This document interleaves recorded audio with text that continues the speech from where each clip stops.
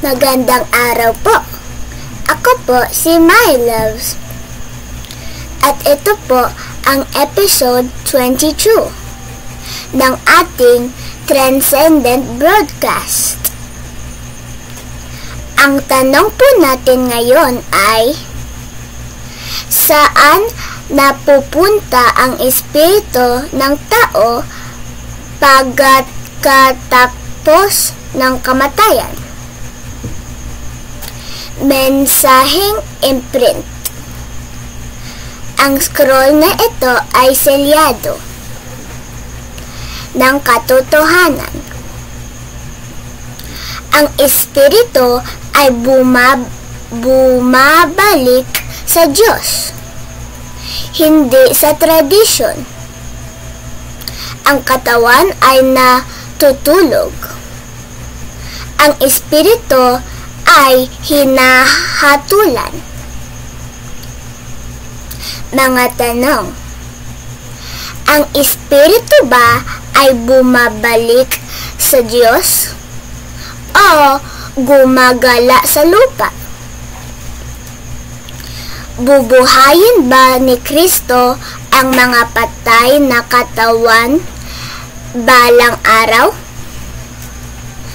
Totoo ba na bumabalik ang mga espiritu tuwing araw ng mga patay? Sino ang nagtuturo ng katotohanan ng Diyos? Ang Diyos o tradisyon? Maiintindihan ba natin ang aklat ng Diyos kung wala ang kanyang espiritu? Mga talata: Ecclesiastes chapter 12 verse 7. Ang alabok ay babalik sa lupa, at ang espiritu ay babalik sa Diyos na nagbigay nito. 1 Thessalonians chapter 4 verse 16. Ang Panginoon ay bababa mula sa langit, at ang mga patay kay Kristo ay unang bubuhayin. John chapter 5 verse 28 to 29. Lahat ng nasa libingan ay makakarinig ng kanyang tinig at lalabas.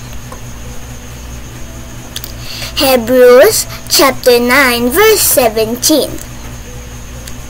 Itinakda sa tao ang mamatay ng minsan, at pagkatapos nito ay ang pagpahukom. Revelation chapter 6 verse 9. Sa ilalim ng dambana ay nakita ang mga espiritu ng mga patay, ng mga pinatay, dahil sa salita ng Diyos. Panalangin. Banal na pagkaunawa, Panginoong Diyos, Ikaw ang nagbibigay ng espiritu at buhay. Tinatanggihan namin ang maling turo ng tradisyon at hinahanap ang iyong katotohanan. Hayaan mong ang iyong espiritu ang magturo sa amin, hindi ang mundo. Tulungan mo kaming maunawaan ang iyong aklat, hindi sa karunungan ng tao, kundi sa iyong kalooban. Ihanda mo kami sa pagbabalik ni Kristo, at naway matagpuan ang aming espiritu na tapat Sa pangalan ni Jesus. Amen.